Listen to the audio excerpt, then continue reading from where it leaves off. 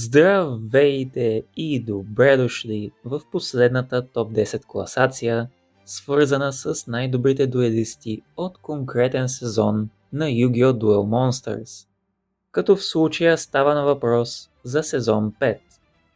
В бъдеще ще направим видео за топ дуелистите на цялото Duel Monsters. Но нека сега се върнем на главната тема. Класацията е направена спрямо моето мнение и това как аз виждам дуелистите в съответния пети сезон, или от епизод 185 до 224 на анимето.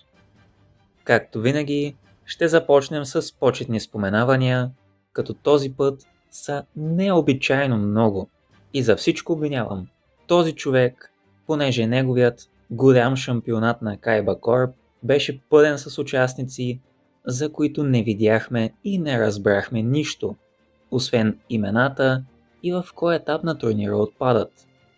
Умишлено няма да ги назовавам, прекалено много са и, както казах, няма смисъл от тях. В списъка ще добавя Рекс и Уивъл, които отново се появиха неканени и направиха глупости, заради които им го върнаха тъпкано. Бяха победени едновременно в един ход. След този по-бърз преглед на почетните споменавания е време да преминем към същинската част от видеото, като на 10-та позиция съм сложил Вивиан Лонг. Тя е дуелист, който отпада още в първият кръг на турнира и губи от Ребека. Стратегията ѝ е фокусирана върху войни и дракони с китайски мотиви по очевидни причини, от които за съжаление не виждаме достатъчно, защото е участвала в само 2 сравнително кратки дуела. Според по-голямата част от вас, Уивъл е по-добър дуелист от нея и бих могъл да се съглася. Най-малкото сме виждали повечето карти от тестето му, виждали сме повече дуели с него, но в този сезон той и Рекс не успяха да направят нищо интересно. Затова реших да сложа Вивиан на тази позиция. Човек, който Сето Кайба е преценил, че заслужава да участва в турнира. Не, че това оправдание би могло да важи за повечето дуелисти в турнира, но да. Личи ли ми колко много не искам да виждам тези двамата в класация на най-добрите дуелисти. На 9-та позиция съм сложил от дядото Ум, дядо Муто, Соломон Муто. Както искате, така му казвайте. Но шегата на страна. Най-после успяхме да видим дядото на Юги в действие. Да, за съжаление в филър, но поне дуелът му беше много добър, беше срещу добър дуелист, Джоуи, и също така се представи уникално с карти, тесте и стратегия, с които не е играл до сега, защото той тепърва го е събрал. Тепърва е събрал нужното и се представя страхотно. Да, вярно, той знае какво играе Джоуи и е сложил карти в тестето си, с които да го контролира, но все пак. Не можем да изключим това, че е тренирал Джоуи, че е тренирал Юги, че се сравнява с Артър Холкинс и че просто направи страхотно шоу, но и той отпадна в самото начало на турнира. Иначе имаше шанс да стигне поне до четвъртфиналите, ако се беше изправил в първия кръг срещу онези рандоми, а не Джоуи. На 8-ма позиция съм сложил Ребека Холкинс. Тя е американският шампион по Dueling Monsters и в този сезон, въпреки че имаше само 2 дуела, ни показа доста добре своите умения. Както преди, така и сега, тестето ѝ е пълно с всякакви карти, магии, капани, чудовища, с които да противодейства на всяка една възможна стратегия, едновременно с което да си играе с жизнените точки, дали своите или противниковите, и като цяло мога да нарека нейното тесте мета или компетитив в реалния свят по времето, когато са излизали епизодите от сезона. Въпреки това обаче не мога да я сложа по-напред, защото в турнира участват всякакви личности извън Америка, които са показали, че могат да я победят. На 7-ма позиция съм сложил именно една такава личност Леон фон Шрёдер, който победи Ребека в полуфиналите на големия шампионат. И подобно на нея, той също е гений, вундеркинд в областта на дуелирането и има специално направено за него тесте, което е доста силно и необичайно. Като тук ще си позволя да не включвам Golden Castle of Stromberg, понеже той самият не искаше да го използва, след като разбра, че картата е преработена и нелегална за игра. Уменията и талантът му са достатъчно големи и признати, за да можем да го разгледаме и без тази карта, която му е дадена в последния момент, в последният му дуел, който виждаме. На 6-та позиция съм оставил Зигфрид фон Шрёдер, по-големият брат на Леон. Той също е много силен и добър дуелист, с колекция от много силни и неприятни магически карти, чрез които може да контролира цялата игра, въпреки че основната му цел и стратегия е да спре или поне да забави достатъчно време противника си, за да стигне до нужните карти и да направи любимото си комбо OTK, да свали точките на противника от максимум до 0 в рамките на един ход. Не всеки може да направи нещо такова, но поне при Зигфрид изглежда сравнително лесно. Естествено, ако не се изправи също по-силен от себе си като Кайба. Никога не ще победя Кайба! Никога! Най-накрая да каже нещо разумно. Така, минахме всички филър герои и такива, които са участвали само в големия шампионат. И най-после дойде момента да видим най-силните герои, които са участвали в не-филър епизоди. Като на 5-та позиция съм решил да сложа Джоуи Уилър. Битката му за 4-то място тук беше много оспорвана, но нямаше как него да не го сложа в по-ниската позиция, просто защото са решили този сезон да се изгаврят с него. Да, срещу Соломон Муто направи доста добър дуел, но пък в следващия дуел се изправи срещу Зигфрид.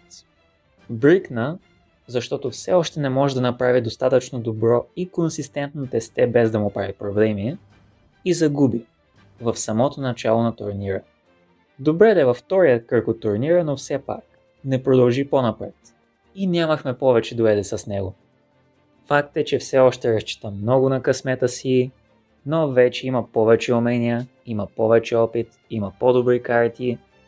Просто буквално сценаристите са си казали, че трябва да се изгаврят с него в последния възможен момент.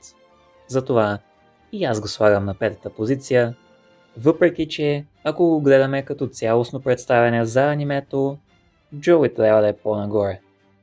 На 4-та позиция съм оставил Бакура, или по-точно злият Бакура. В този сезон той участваше в 2 дуела. Да, горе-долу това са му половината дуели в цялото аниме, и те бяха срещу Сето Кайба и Юги Муто. И няма да ви лъжа, и в двата се представи много добре, като почти победи Юги и доста поизпоти Кайба. Въпреки това, срещу Юги загуби, а срещу Кайба просто се отказа, защото целта му не беше точно да се дуелира срещу него, а да открадне от силата на Синеокия, но това е друга тема. Факта е, че най-после показа уменията си. Показа, че не е шега работа, показа, че не е злодеят на седмицата само, а е наистина голям и силен противник, и за пореден път се смени стратегията на тестето, която този път беше Diabound смесена с Decaut, което не беше никак зле и видяхме, че работи. На 3-та позиция съм оставил Юги Муто. Без съмнение, той е доста силен дуелист и със сигурност заслужава да вземе бронза в тази класация, но не мога да го сложа по-напред от това. Да, той победи фараонът и боговете, но тестето му беше специално направено, за да се справи с тях. Да не говорим и за факта, че той знае какво мисли и как действа противникът му, понеже много време е бил до него и го е наблюдавал отстрани, докато се е дуелирал вместо него. С това не искам да омалуважавам неговата победа над фараона, нито пак тази над Бакура. Просто казвам, че той имаше картите, времето и знанията, с които да противодейства на фараона. Неговата друга половина и човекът, който наблюдаваме през 99% от времето, как заема неговото място в дуели. Както казах и по-рано. Ако бяхме видели повече от него преди, та дори и сега, може би щях да го сложа по-нагоре, не знам. Факта е, че в този сезон той тепърва разкри своето истинско тесте и после го преработи така, че да работи срещу фараона. Не ми се струва много честно да го слагам по-високо. На втора позиция съм сложил Сето Кайба. За съжаление от него видяхме само един дуел, но пък беше най-добрият от филър арката, така че му е простено. Доста добре помете пода с Зигфрид в няколко отношения и горе-долу е това. За съжаление не можем да говорим прекалено много за Кайба този път наистина, защото просто не сме видели прекалено много от него. Няма как и да го сложим на по-малко от това. Не можем и да го сложим по-нагоре, защото първата позиция е естествено за фараонът Атем. В този сезон той даваше всичко от себе си, както срещу по-слаби дуелисти като Вивиан Лонг, играейки Дарк Паладин, така и срещу Леон, който беше подпомогнат от карта, която по принцип е нелегална, но все пак успя да обърне нещата в своя полза и накрая да победи, както и, разбира се, в церемониалния дуел, в който още на първия ход беше подготвен и за най-лошото – боговете да бъдат победени, и затова беше нагласил и нещата по такъв начин, че дори и след това да може да се възстанови бързо и да продължи да напада яко опонента си. За съжаление, както споменах и по-рано, Юги по принцип знае как фараонът мисли, как играе и разсъждава, затова и загуби в този финален дуел. Въпреки това, ако играеха с стандартните си тестета, аз лично не виждам как фараонът губи.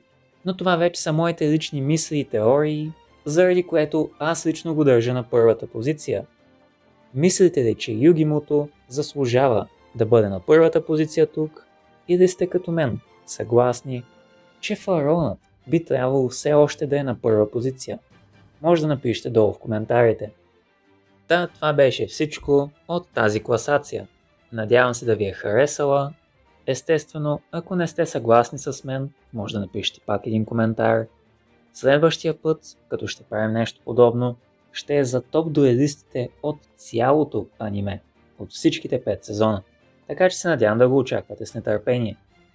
Преди да си кажем чао, искам да благодаря на членовете на този канал: Димитър Дяков и Григор Барзаков. Отново, много благодаря за вашата подкрепа. Това беше всичко от мен за сега. Чао и до следващия път.